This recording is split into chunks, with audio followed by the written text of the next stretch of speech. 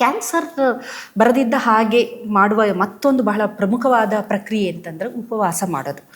ನಮ್ಮ ಹಿರಿಯರು ಉಪವಾಸವನ್ನು ದೇವರ ಹೆಸರಿನಲ್ಲಿ, ಕೆಲವೊಂದು ಆಚರಣೆಗಳ ಹೆಸರಿನಲ್ಲಿ ಮಾಡ್ತಾ ಬಂದಿದ್ದಾರೆ. ಸಂಕಷ್ಟ ಚತುರ್ಥಿಯನ್ನು ವ್ರತ ಮಾಡಬೇಕಾದ್ರೆ ಇಡೀ ದಿನ ಉಪವಾಸ ಇರ್ತಾರೆ. ಅದೇ ರೀತಿ ಬೇಕಾದಷ್ಟು ಈಗ ಶಿವರಾತ್ರಿಯಲ್ಲಿ ಉಪವಾಸನ ಮಾಡ್ತಾರೆ, ಏಕಾದಶಿಯಲ್ಲಿ ಉಪವಾಸನ ಮಾಡ್ತಾರೆ. ಎಲ್ಲ ಧರ್ಮದವರು ಯಾವುದೋ ಒಂದು ಆಚರಣೆಯ ರೂಪದಲ್ಲಿ ಉಪವಾಸ ಮಾಡುವುದು. ರಂಜಾನಲ್ಲಿ ಮುಸ್ಲಿಮರು ಉಪವಾಸ ಮಾಡೋದು, ಕ್ರಿಶ್ಚಿಯನರು ಸಹ ಉಪವಾಸ ಮಾಡುವಂತಹ ಕೆಲವೊಂದು ಅವರದೇ ಆದ ಆಚರಣೆಗಳಿದೆ. ನಮ್ಮ ಹಿಂದಿನವರು ಹಿರಿಯರು ಉಪವಾಸವನ್ನು ದೇವರ ಆಚರಣೆಯಲ್ಲಿ ಏನಕ್ಕೆ ಮಾಡ್ತಾಯಿದ್ರು ಅಂದರೆ, ಕಡ್ಡಾಯವಾಗಿ ನೀನು ಅದನ್ನು ಮಾಡಬೇಕು ಅನ್ನೋ ಕಾರಣದಿಂದ. ಕಾರಣ ಏನಂತಂದರೆ, ಉಪವಾಸ ಮಾಡಿದಾಗ ಆಟೋಫೇಜಿ ಎನ್ನುವ ಒಂದು ಪ್ರಕ್ರಿಯೆ ದೇಹದಲ್ಲಿ ನಡೆಯುತ್ತೆ.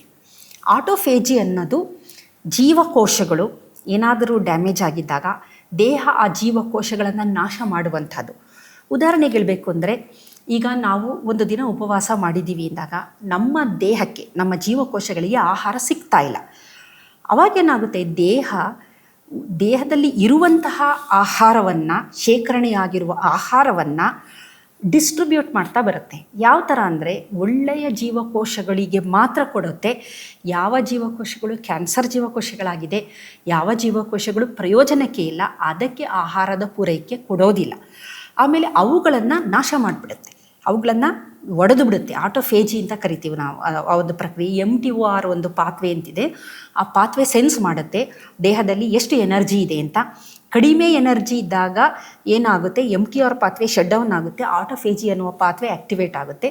ಅಲ್ಲೇನಾಗುತ್ತೆ, ಆ ಜೀವಕೋಶಗಳನ್ನು ಒಡೆದು ಆಟೋಫೆಗೋಸೋಮ್ ಅಂತ ಇರುತ್ತೆ, ಅದನ್ನು ಒಡೆದು ನಾಶ ಮಾಡುತ್ತೆ. ಅಲ್ಲಿರುವಂತಹ ಒಳ್ಳೊಳ್ಳೆಯದನ್ನು ಪುನಃ ರೀಸೈಕ್ಲಿಂಗ್ ಥರ ಇದು. ಅದು ವೇಸ್ಟ್ ಅನ್ನೋದನ್ನು ನಾವೇನು ಮಾಡ್ತಿದ್ದೀವಿ, ಪುನಃ ಬಳಕೆ ಮಾಡ್ಕೊತಾ ಇದ್ದೀವಿ, ಅದನ್ನು ನಾಶ ಮಾಡ್ತಾಯಿದ್ದೀವಿ.